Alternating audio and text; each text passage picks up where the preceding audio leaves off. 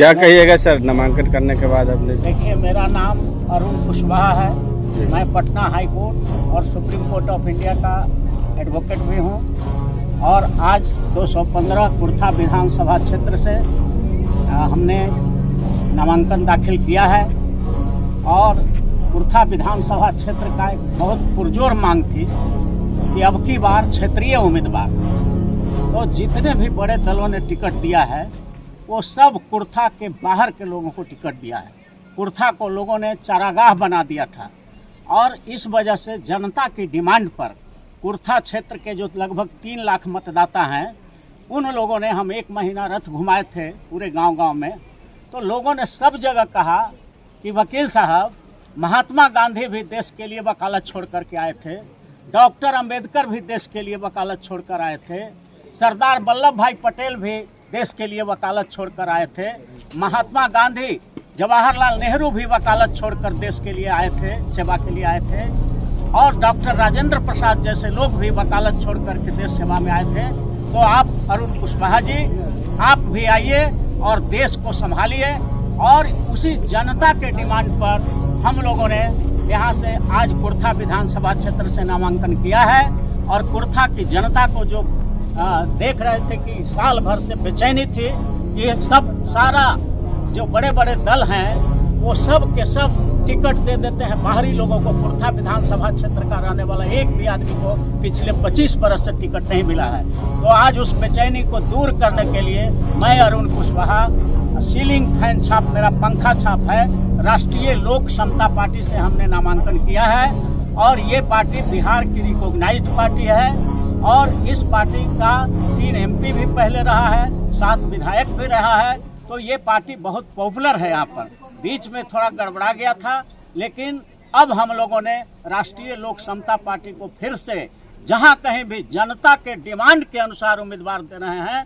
इसलिए हम कुर्था विधानसभा क्षेत्र की जनता से अपील करते हैं कि आप लोगों ने जिस तरह से हमें कहा था कि आप गांधी की तरह, अंबेडकर की तरह, सरदार पटेल की तरह, राजेंद्र प्रसाद की तरह और जवाहरलाल नेहरू की तरह वकालत को छोड़कर भी आप आइए और देश की सेवा में थोड़ा सा हाथ बटाइए, क्योंकि आज की राजनीति जनहित से बहुत दूर जा चुका है, स्वार्थ की राजनीति हो गया है। और इसीलिए मैं कुर्था विधानसभा क्षेत्र से नामांकन आज किया हूँ। ये नामांकन का रसीद है हम लोगों के सामने और राष्ट्रीय लोक समता पार्टी का मैं उम्मीदवार हूँ, सीलिंग फैन है। लोगों से अपील है कि लाखों लाख की तादाद में वोट देकर के सीलिंग फैन पर इस बार कुर्था की जनता की आवाज़ को पूरा करें। मान लीजिए कि कुर्था विधानसभा की जनता ने आपको विधानसभा में भेज दिया, विधायक के रूप में आपको चुन लिया, आप 5 ऐसे कार्य बताइए जो कुर्था विधानसभा के विकास के लिए।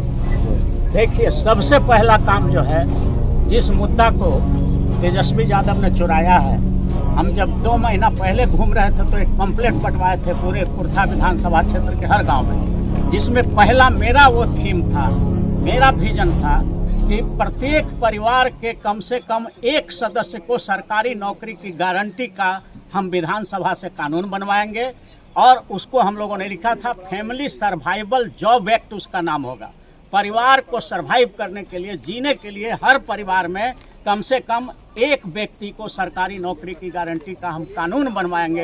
ये पहला मेरा काम होगा। दूसरा काम हमारा है कि ये जो जितने भी कृषि योग्य ज़मीन है, तो हर 200 बीघे ज़मीन पर हम लोग एक पक्का तालाब बनवाएंगे कि बरसात का पानी अगर उसमें भर जाए तो सालों भर सिंचाई हो उस ज़मीन का। और उससे जो प्रोडक्शन होगा तो घर घर में कृषि पर आधारित उद्योग लगवाया जाएगा। जहां टमाटर बहुत होती है वहां टोमेटो सॉस बनाने के लिए हर गांव में प्लांट होगा, पैकेजिंग का होगा। जहां आलू बहुत होता है, पोटैटो चिप्स बनाने का प्लांट गांव-गांव में बैठेगा, घर घर में बैठेगा, उसका पैकेजिंग होगा। जहां पर मिर्चा होता है तो चिली सॉस बनाने का प्लांट बैठाएंगे। और इस तरह से आलू होता है तो चिप्स, माने कृषि पर आधारित घर घर में उद्योग हो जाएगा। और जो माल बनेगा, प्रोडक्शन होगा, उसको हमारी सरकार खरीदेगी और उसको उस देश में बेचेगी जिस देश में खाद्यान्न की कमी है। तो विदेशी मुद्रा भी हमारे यहाँ बहुत आने लगेगा और जो ही पूरे दुनिया से हमारे पास मुद्रा आने लगेगा, दुनिया के मुद्रा आने लगेंगे। तो आज जो डॉलर का कीमत 86 रुपया हो गया है, 86 रुपया को खा जाता है $1, तो अगर हम विदेशी पैसा को लाने लगेंगे कृषि उत्पाद बढ़ा करके तो डॉलर और रुपया का दाम बराबर हो जाएगा। ये मेरा दूसरा काम है। तीसरा काम हम लोग ने कहा है कि गरीबों को सत्ता का मतलब अभी तक जो हमारी जनता और हमारे नेता समझते हैं, सत्ता का मतलब समझते हैं कि सिर्फ मुख्यमंत्री, प्रधानमंत्री, MP, MLA बन गए तो यही सत्ता मिल गया। भारत के संविधान का जब गहन अध्ययन करेंगे तो सत्ता का 4 पावर हाउस है।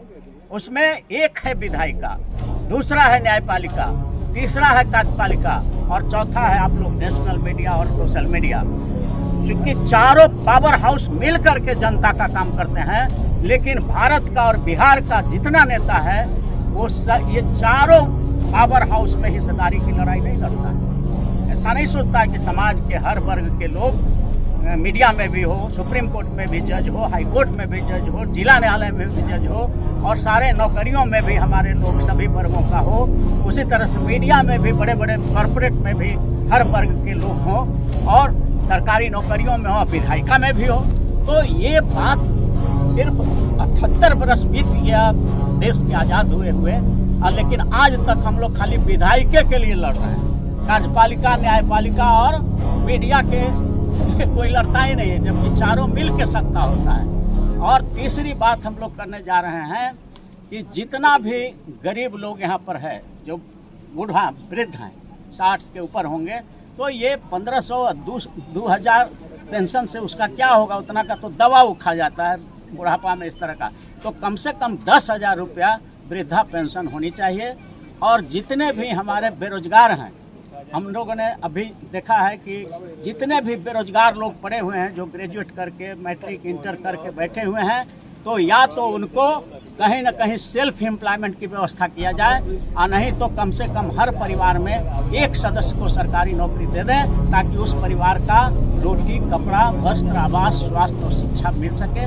ये सब हमारा प्लानिंग है। ठीक है।